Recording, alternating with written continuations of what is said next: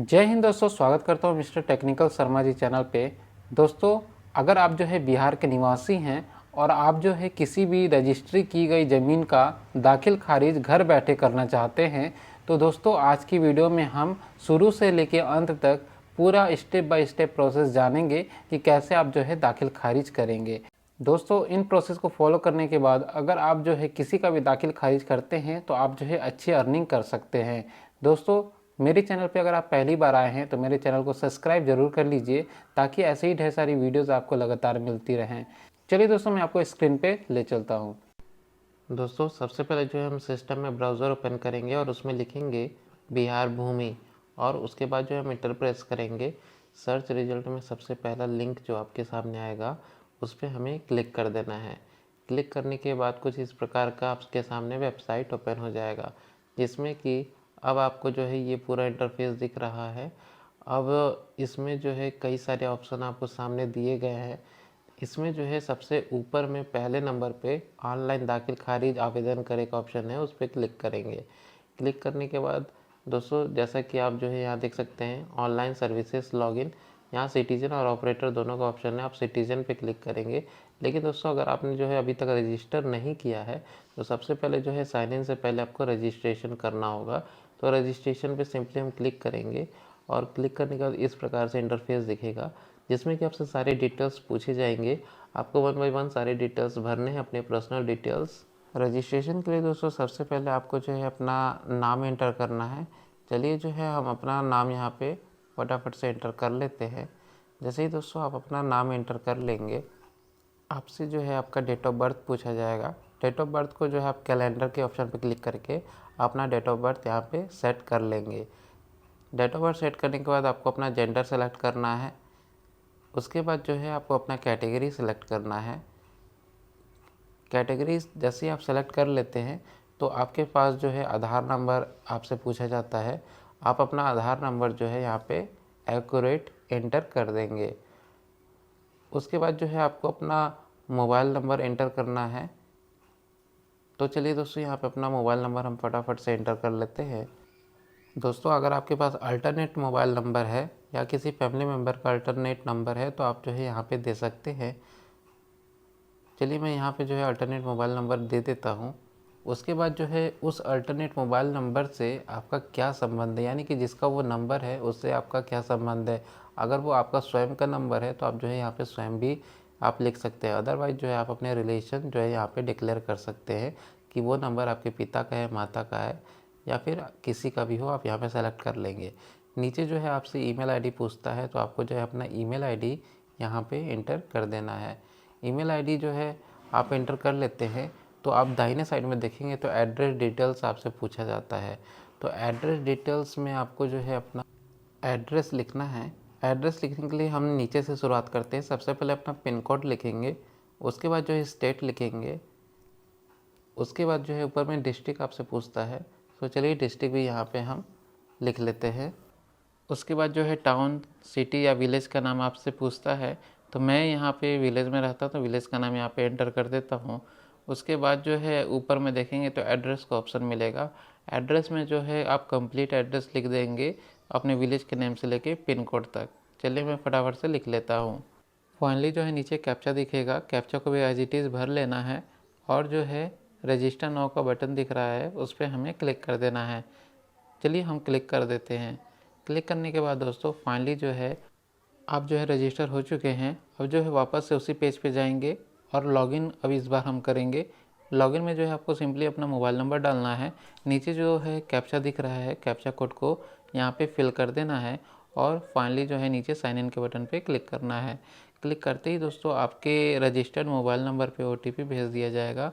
OTP के जो है आप यहाँ पे एंटर कर देंगे। एंटर करने के बाद कन्फर्म करेंगे और इस प्रकार से आपका होम पेज ओपन हो जाएगा। होम पेज पे आपको जो है सबसे पहले नंबर पे वापस दिख रहा होगा ऑनलाइन दाखिल खारिज आवेदन करें, तो इस पे हमें जो है क्लिक कर देना है। जैसे ही क्लिक करेंगे इस प्रकार से आपको जो है पेज दिखेगा, जिसमें कि आपके जो है जो अकाउंट जिनका बना हुआ है उसके सारे डिटेल्स यहाँ दिए हुए हैं और जो है आपको काफ़ी सारे इंस्ट्रक्शन इस पेज पे दिए हुए हैं।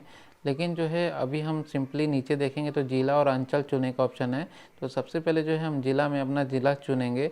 उसके बाद अंचल यहाँ पे जो है हम सेलेक्ट कर लेंगे। दाहिने साइड में नया दाखिल खारिज करे का ऑप्शन है और ड्राफ्ट का ऑप्शन है। ड्राफ्ट में अगर आपका अप्लाई करते समय पेंडिंग रह जाता है तो वो ड्राफ्ट में चला जाता है, आप चाहें तो वहीं से स्टार्ट कर सकते हैं। तो हम यहाँ पे नया दाखिल खारिज करेंगे तो हम उस पर क्लिक करेंगे। क्लिक करने के बाद कुछ इस प्रकार से इंटरफेस आएगा जिसमें कि कुछ डिटेल्स आपके ऑलरेडी भरे हुए होते हैं और कुछ डिटेल्स आपको यहाँ पे भरने होते हैं।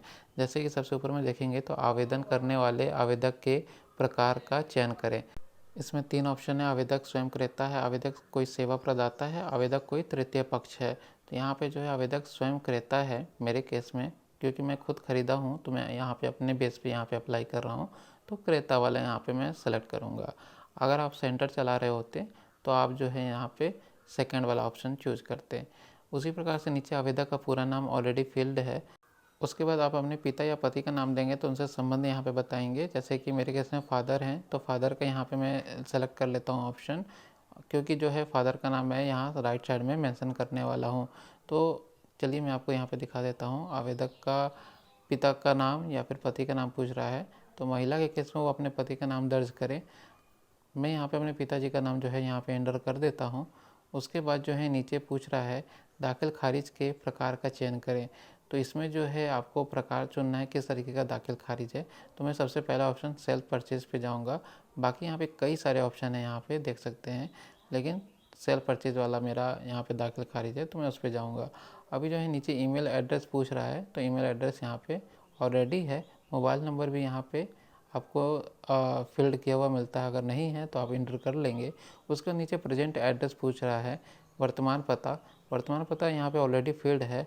अगर जो है वर्तमान पता अभी आपके जो है प्रेजेंट एड्रेस परमानेंट एड्रेस से मैच करता है तो आप जो है यहाँ पे बटन टिक कर देंगे, जिससे कि लेफ़्ट साइड का जो भी एड्रेस है वो राइट साइड में ऑटोमेटिकली टाइप हो जाएगा। उसके बाद जो है नीचे सेव एंड नेक्स्ट के बटन पे क्लिक करेंगे। क्लिक करने के बाद यहाँ पे देखेंगे तो प्लॉट डिटेल्स हैं, तो इसमें जो है सिंपली आपको प्लॉट डिटेल्स के बारे में बताना है। तो यहाँ पे डिस्ट्रिक्ट, सब डिस्ट्रिक्ट, सर्कल ऑलरेडी यहाँ पे सेलेक्टेड है। अभी जो है आपको अपने हल्का का नाम जो है यहाँ पे सेलेक्ट करना है। तो चलिए मैं फटाफट से यहाँ पे जो है सेलेक्ट कर लेता हूँ नाम। उसके बाद जो है आप देखेंगे तो नीचे में थाना पूछता है, मौजा जिसे कहते हैं। तो यहाँ पे आपको जो है थाना मौजा ऑप्शन आ जाएगा, उसको आप सेलेक्ट कर लेंगे। सेलेक्ट करने के बाद नीचे देखेंगे click here to add plot details का ऑप्शन है, इस पे आपको क्लिक कर देना है। जैसे ही क्लिक करेंगे तो किस इस प्रकार से जो है यहाँ पे पॉपअप ओपन होगा। इसमें जो है आपसे पूछता है क्या विक्रेता स्वयं जमींदार हैं, तो आपको यस कर देना है। अगर विक्रेता स्वयं जमींदार नहीं है तो यहाँ पे आपको कुछ और डिटेल्स भी देने पड़ सकते हैं, लेकिन मेरे केस में स्वयं जमींदार हैं तो यस पे क्लिक करेंगे, क्योंकि उनका जो है जमाबंदी रजिस्टर्ड है। तो अब यहाँ पे आपको यस करते ही पूछेगा भाग संख्या या पृष्ठ संख्या, या फिर आप चाहें तो कंप्यूटरकृत जमाबंदी संख्या भी डाल सकते हैं। तो मैंने जो है भाग पृष्ठ संख्या डाल दिया है। अब यहाँ पे जो है राइट साइड में सर्च के ऑप्शन पे क्लिक करते ही उनका जो भी डिटेल्स है वो ऑटोमेटिक फैच होके यहाँ पे आ जाएगा। जैसे कि यहाँ पे मेरे केस में देख सकते हैं कि विक्रेता का सारा डिटेल्स यहाँ पे आ चुका है। इनफैक्ट पति का नाम और उनका एड्रेस भी यहाँ पे दिया हुआ है, और जो है साथ ही साथ नीचे खाता संख्या, खेसरा संख्या भी दिया हुआ है। उसके नीचे आप देखेंगे तो कुल परिणाम में आपको दिख जाएगा कि उनके पास उनके नाम से टोटल ज़मीन कितनी है।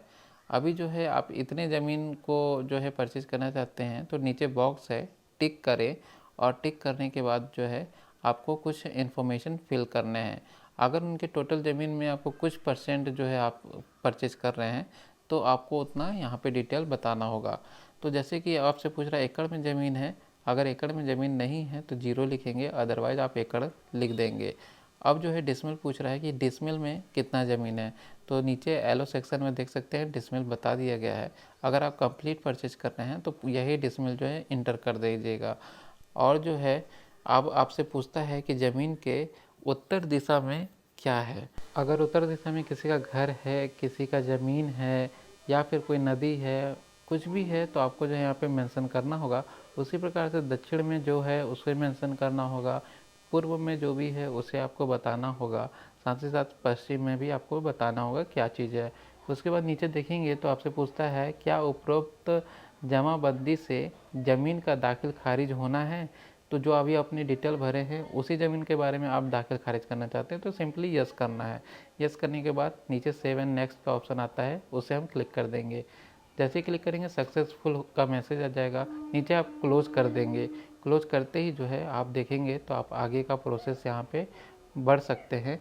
नीचे जो है आपको एक घोषणा पत्र मिलता है, उसमें जो है बॉक्स बना हुआ है, उस बॉक्स को आप क्लिक करेंगे और जो है सेव एंड नेक्स्ट का बटन आप यहाँ पे एंटर कर देंगे।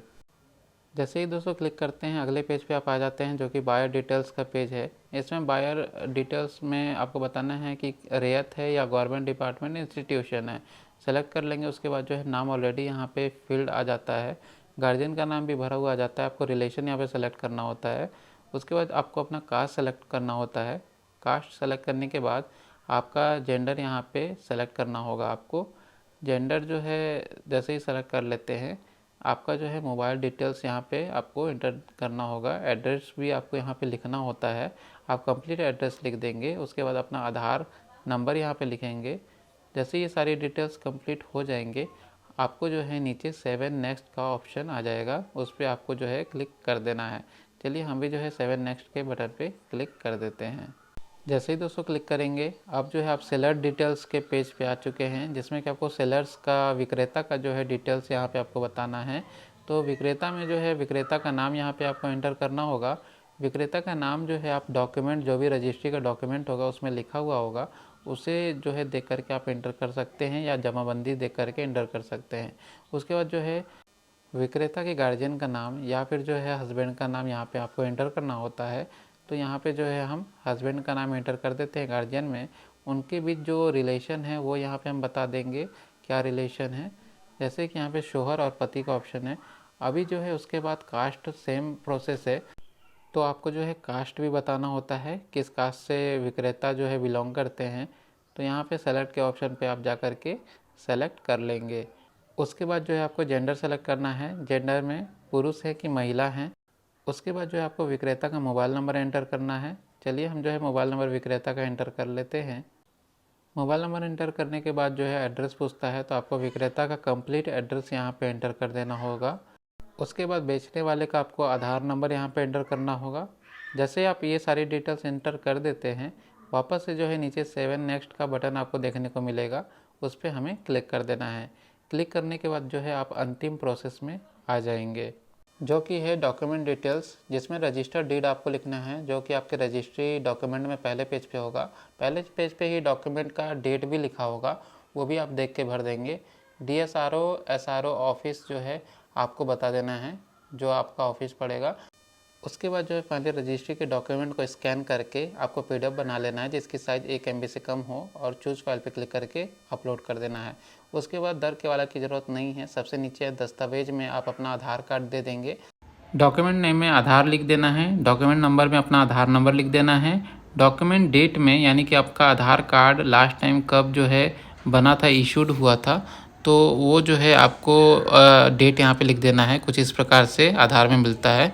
उसके बाद जो है इशूइंग अथॉरिटी नेम में आपको जो है उदय लिख देना है, उदय UIDAI, जो कि आधार की ऑफिशियल वेबसाइट है। उसके बाद जो है चूज़ फाइल पे क्लिक करके आपको 500 KB के अंदर तक में आपको जो है PDF फॉर्मेट में आधार कार्ड को अपलोड कर देना है। करने के बाद दोस्तों फाइनली सेव एंड नेक्स्ट पे क्लिक करेंगे, जिसके बाद जो है आपको कुछ इस प्रकार से दिखेगा कि आपका सारा डॉक्यूमेंट जो भी अभी आपने फाइल अपलोड किया था वो अपलोडेड लिख रहा है। आप व्यू पे क्लिक करके आप डॉक्यूमेंट को व्यू भी कर सकते हैं कि सही डॉक्यूमेंट अपलोड हुआ है या नहीं। उसके बाद जो है फाइनली वेरीफाई मोबाइल पे क्लिक करेंगे नीचे, और जो है आपके सामने इस प्रकार का पेज आ जाएगा, जिसमें कि सारे डिटेल्स दिए हुए हैं, और आपको जो है लास्ट में गेट OTP का ऑप्शन दिखेगा, उस पर आपको क्लिक कर देना है। आपके रजिस्टर्ड मोबाइल नंबर पे OTP चला जाएगा, देख करके आप भर देंगे और कंफर्म के बटन पे क्लिक कर देंगे। क्लिक करने से जो है ये वेरीफाइड हो जाएगा। उसके बाद जो है प्रीव्यू एंड सबमिट पे क्लिक करेंगे, तो फाइनली जो है आप प्रीव्यू पेज पे चले आएंगे। इसमें जो है आपको एक बार सारे डिटेल्स को मैच कर लेना है, देख लेना है कि सारे डिटेल्स करेक्ट भरे हुए हैं या नहीं। उसके बाद जो है नीचे एक घोषणा पत्र का बॉक्स है, उसको आप क्लिक करेंगे और फाइनल सबमिट के बटन पे क्लिक कर देंगे।